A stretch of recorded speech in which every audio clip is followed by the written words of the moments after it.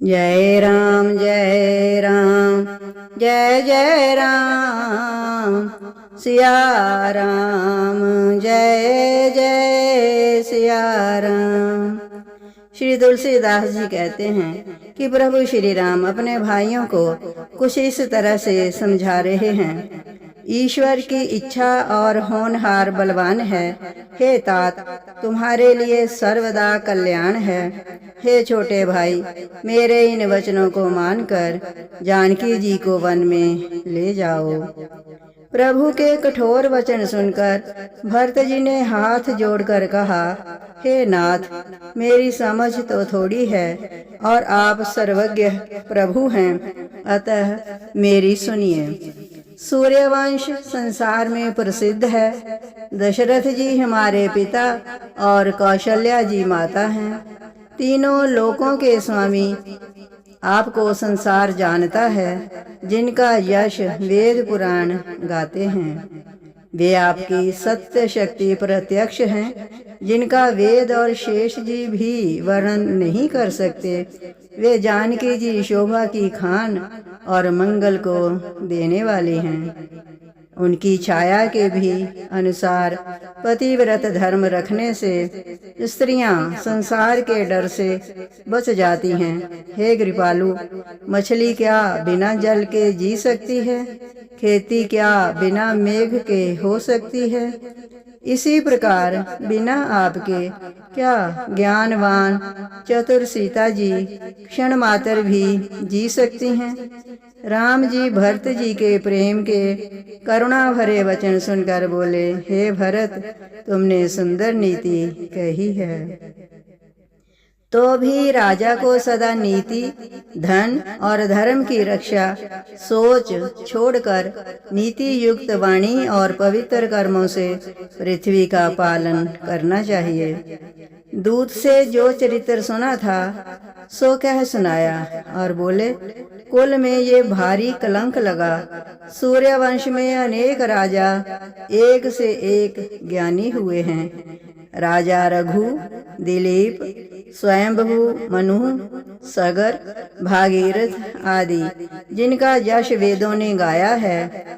महाराजा दशरथ तो संसार में भली भांति विदित हैं, जिन्होंने प्राणों के मोह से भी वचन ना छोड़ा। उसी कुल में थोड़ा भी कलंक सुनने पर यदि प्राण रहे तो वे बड़े अधम हैं। भरत जी बोले, हे संपूर्ण भय का नाश करने वाले, सुनिए, सीता जी कलंक रहित हैं। ब्रह्मा विष्णु महेश आदि देवताओं ने श्री सीता जी को आग में तपाए हुए शुद्ध स्वर्ण के समान कहकर प्रशंसा की है। सुर, नर, मुनि कोई ऐसा नहीं है जो इस चरित्र को देखकर स्वप्न में भी अनखता हो। वे मूर्ख अवश्य ही करोड़ों रौरव नरकों में निवास करेंगे और रोग के वश रहकर नरक भोगेंगे, जो सीता जी को कलंकित कहेंगे। श्री राम जी के क्रोधित रुख और तिरछे नेत्र देखकर भरत जी लक्ष्मण जी के पीछे चले गए। श्री राम जी बोले, हे सौमित्र, हठ और सोच छोड़कर सुनो। संसार चाहे भला कहे या बुरा, यदि तुम मेरी आज्ञा को टालकर उत्तर दोगे तो मेरे बिना शोक में जन्म भर पछताओगे। अतः जानकी को तुरंत रथ पर चढ़ाकर गंगा जी के समीप पहुंचाकर लौट जाओ। बहुत गंभीर वन में जहाँ कोई ना हो, हे तात, वहीं सीता को छोड़ आना। उदास होकर मेरे वचनों को मत फेरो। तब लक्ष्मण जी अपना मरण मन में जानकर चले। सुंदर विमान में सीता जी को बैठाकर वस्त्र और भोजन रखे। श्री राम जी की प्रियतमा सीता जी मन में प्रसन्न होकर चलीं। सीता जी लक्ष्मण जी को व्याकुल देखकर विस्मित होकर ऐसी घबराई जैसे मणि के बिना सांप वे हृदय के विचार कह नहीं सकती।